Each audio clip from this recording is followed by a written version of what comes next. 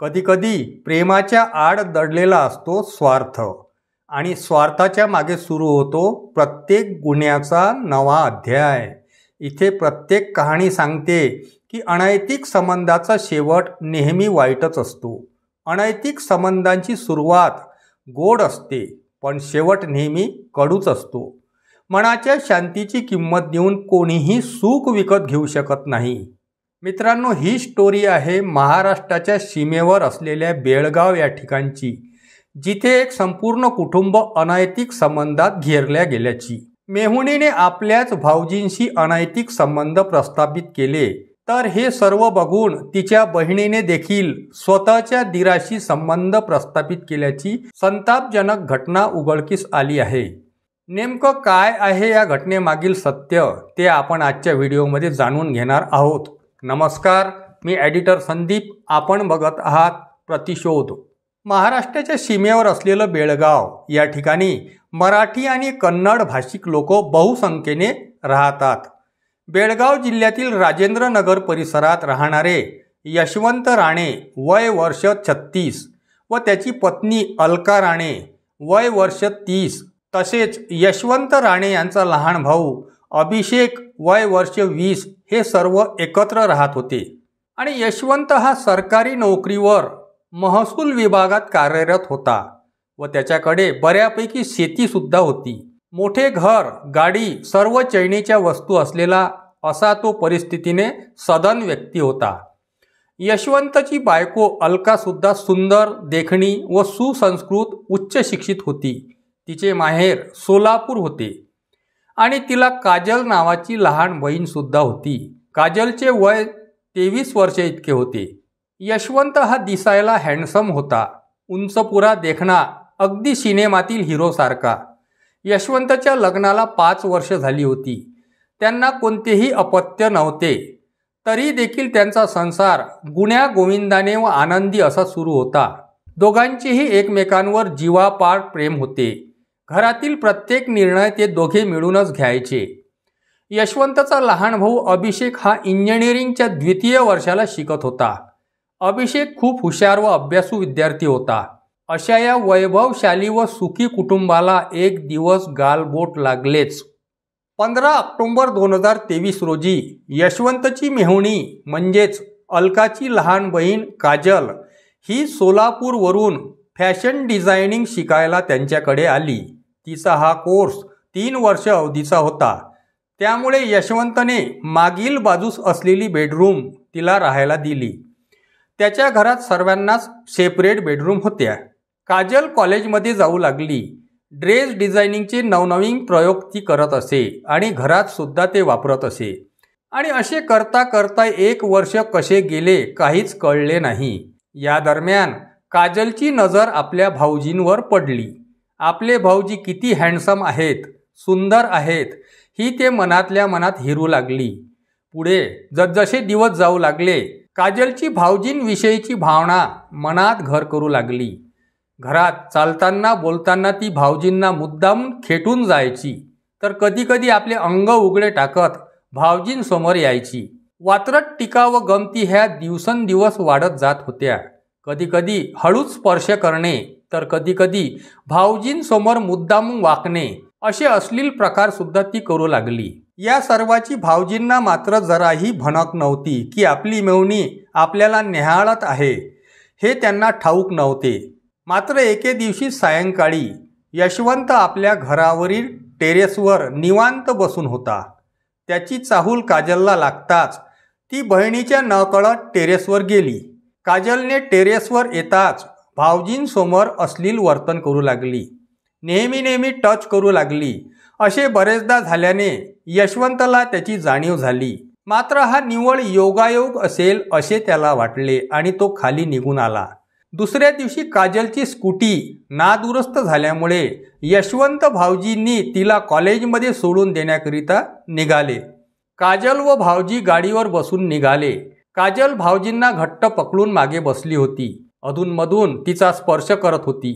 थोडे पुढे गेल्यावर काजलने आपला हात भाऊजींच्या मांडीकडे नेला व एक हात खांद्यावर ठेवला।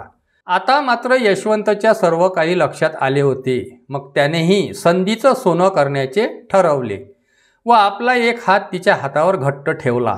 आता दोघांनाही एकामेकाची खात्री पटली होती. म्हणून यशवंतने समोर असलेल्या एका कॉफी शॉपमध्ये गाडी थांबवली. दोघांनी कॉफी घेऊन विचारांची देवाणघेवाण केली. कधी भेटायचे, कसे भेटायचे हे सर्व ठरले. आणि त्या दिवशी काजलने कॉलेजला तर यशवंतने ऑफिसला दोघांनीही दांडी मारली आणि मदमस्त होऊन तिच्यासोबत संपूर्ण दिवस घालवला. सायंकाळी दोघेही वेगवेगळ्या रस्त्याने घरी आले. यशवंतला घरी आल्यानंतर फ्रेश होऊन चहा घ्यायची सवय होती. त्यानंतर तो सोसायटीच्या गार्डनमध्ये फिरायला जायचा. त्याचा नित्यक्रम होता. यशवंतची बायको अलका ही स्वयंपाक करण्यात मग्न होती. याचा फायदा घेत यशवंत घराच्या गेट बाहेर जाऊन मागील दारातून काजलच्या रूममध्ये शिरला. दार आतून लागले होते. दोघांनीही यथेच्छ मौज मजा केली. घरात कुणालाही याची भनक नव्हती. असे तब्बल 5 महिन्यापासून सुरू होते. काजल फार भाऊजींवर फिदा झाली होती आणि यशवंतही काजलपासून परमोच्च सुख घेत होता. मात्र म्हणतात ना, सत्य आणि नीतिमत्ता हरवली की प्रेमाचे रूपही भयावह बनते.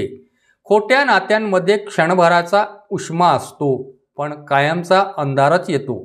आणि म्हणून एक दिवस यशवंतचा लहान भाऊ अभिषेक अभ्यास करत घराच्या गॅलरीवर बसला होता. त्याला त्याचे भाऊ गेटच्या बाहेर जाताना दिसले, परंतु ते गार्डनकडे न जाता आपल्याच घराच्या मागील बाजूने आतमध्ये शिरताना त्याला दिसले. अभिषेकने लक्ष दिले नाही. त्याला वाटले असेल त्यांना काही काम, असे समजून सोडून दिले. मात्र दुसऱ्या दिवशी सुद्धा असेच झाले असल्याचे त्याला दिसले. त्याने परत तोच विचार करून टाळाटाळ केली. मात्र आता सतत 5 दिवस झाले होते हाच प्रकार त्याला दिसून आला. मग त्याने ठरवले की भाऊ मागच्या दाराने कुठे जात होते आणि मग हळूच भाऊ गेल्यानंतर अभिषेक सुद्धा मागील दाराजवळ आला. त्याला आपले भाऊ काजलच्या रूममध्ये शिरताना दिसले आणि मग त्याला सर्व प्रकार लक्षात आला. अभिषेकने हळूच खिडकीच्या फटीतून डोकावून पाहिले असता त्याच्या पायाखालची जमीनच सरकली. त्याला त्याचा भाऊ व काजोल नको त्या अवस्थेत दिसून आले. परंतु हे प्रकरण त्याने कुणाला सांगितले नाही. या उलट दररोज खिडकीतून डोकावून तो नयनसुख घेऊ लागला. 15 दिवस लोटलेत असेच सुरू होते. मात्र एक दिवस अभिषेकच्या वहिनीला म्हणजेच अलकाला अभिजित सतत काजलच्या रूममध्ये डोकावत असल्याचे दिसले.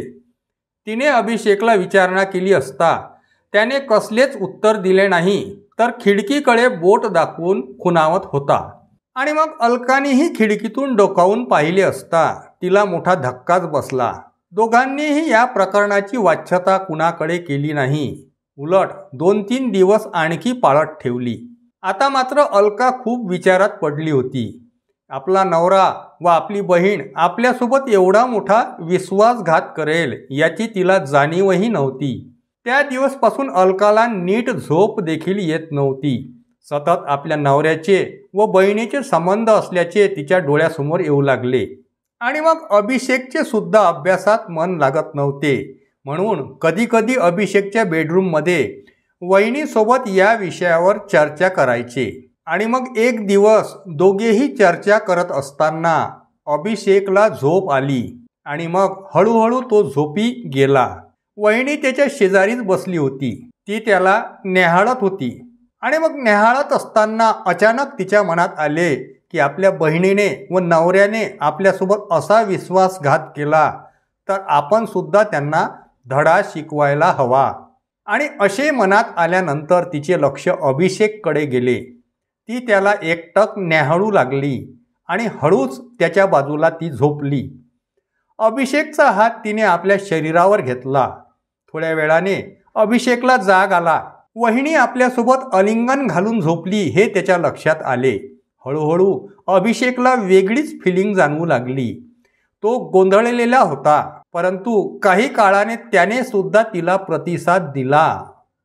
आता दोघेही उठून बसले व एकमेकांचे प्रेम प्रकरण सुरू झाले.